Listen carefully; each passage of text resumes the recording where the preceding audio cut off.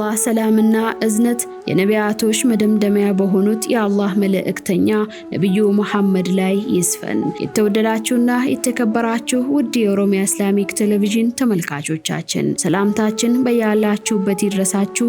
አሰላሙ አለይኩም ወራህመቱላሂ ወበረካቱ። ይህ ከተጻፈው የተሰኘው ፕሮግራማችን ነው።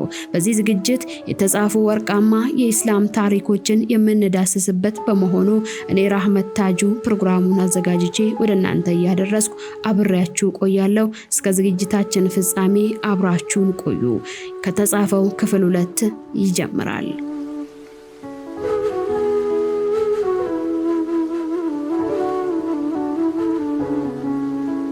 አረባዊ የተደረጉ የእስማኤል የልጅ ልጅ የሆኑ አረቦች ሲሆኑ አድናኒ በመባል ይታወቃሉ።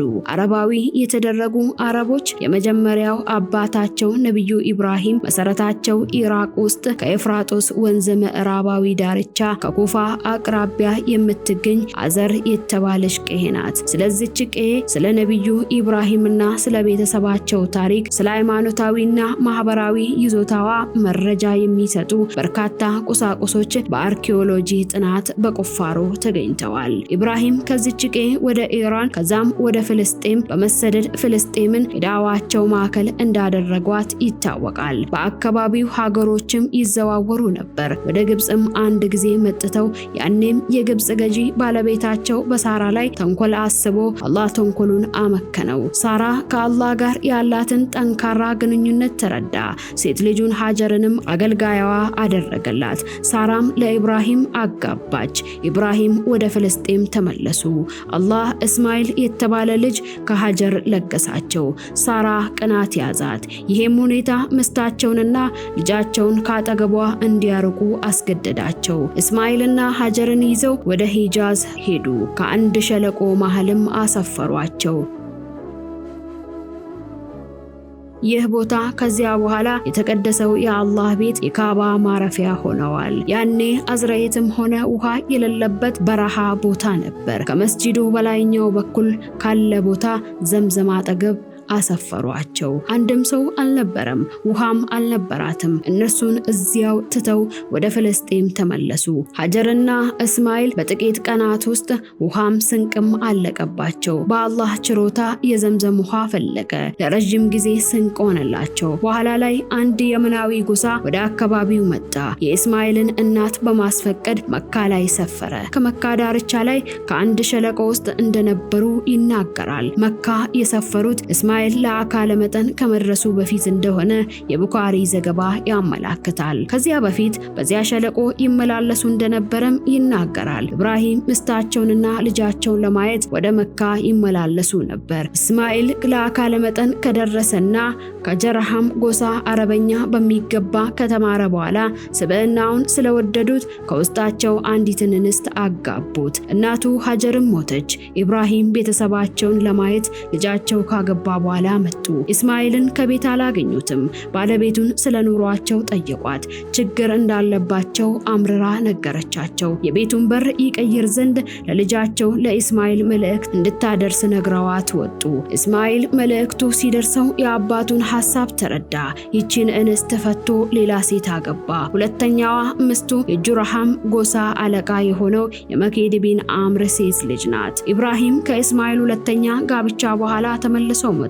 በቤት ውስጥ አላገኙትም። ባለቤቱን ስለኑሯቸውና ስለነሱ ጠየቋት። አውድሳና አመስግና ነገረቻቸው። የቤቱን በር ያጥብቅና ያጽና ዘንድ ለእስማኤል መልእክት እንድታደርስ ነግረዋት ወደ ፍልስጤም ተመለሱ። ለሶስተኛ ጊዜ ተመልሰው ሲመጡ እስማኤል ከዘምዘም አጠገብ ካለ መስክ በታች ተምር ሲያዳቅል አገኙት። ሲያዩዋቸው ተደስቶ ወደ እሳቸው ሄደ። ጥልቅ የአባትነትና የልጅ ሰላምታን ተለዋወጡ። ለረጅም ጊዜ ባለመገናኘታቸው እጅግ ተነፋፍቀዋል። በዚህ ጉዞ ከአባን አብረው ገነቡ፣ መሰረቱን ከፍ አደረጉ። ኢብራሂም አላህ እንዳዘዛቸው ለሰው ልጆች የሐጅን ጥሪ አሰሙ። አላህ ለእስማኤል ከባለቤታቸው 12 ወንድ ልጆችን ለገሳቸው። ከነዚህ ልጆች 12 ጎሳ ተፈጠሩ።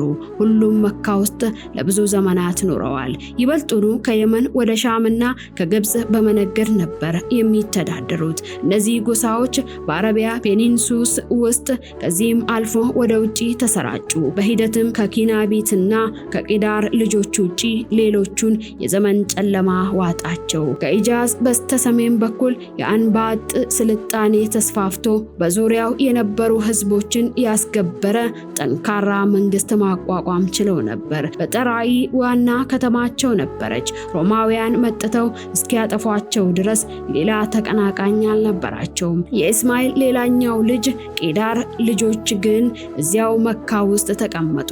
ዘራቸውም እየበዛና እየሰፋ ሄደ። አድናኒና ልጁ ማዕድ ከቂዳር የዘር ግንድ የተገኙ ናቸው። አድናኒ የተባሉ የአውስ ጎሳ ስር መሰረት የሚመዘዝ ከዚሁ ነው። አድናን የነብዩ መሐመድ ሰለላሁ ዐለይሂ ወሰለም 11ኛ አያት ነው። በነብዩ መሐመድ ሰለላሁ ዐለይሂ ወሰለምና በነብዩ ኢብራሂም መካከል 40 የዘር ሰንሰለት እንደሚመዘዝ ብዙ ምሁራን ይገልጻሉ። ነብዩ መሐመድ ሰለላሁ ዐለይሂ ወሰለም ከኢብራሂም ልጆች ኢስማኤልን፣ ከኢስማኤል ልጆች ኪናናን፣ ከኪናና ልጆች ቁረይሽን፣ ከቁረይሽ በኒ ሐሽምን፣ ከበኒ ሐሽም አላህ እኔን መረጠኝ ሲሉ ተናግረዋል ሰለላሁ ዐለይሂ ወሰለም። የተወደዳችሁና የተከበራችሁ ውድ ተመልካቾቻችን ለዛሬ ያዘጋጀንላችሁ ከተጻፈው ክፍል 2 በዚሁ ተጠናቀዋል። በክፍል 3 እስከምንገናኝ ድረስ ባላችሁበት የአላህ ሰላም ከናንተ ጋር ይሁን። ወሰላሙ አለይኩም ወራህመቱላሂ ወበረካቱ።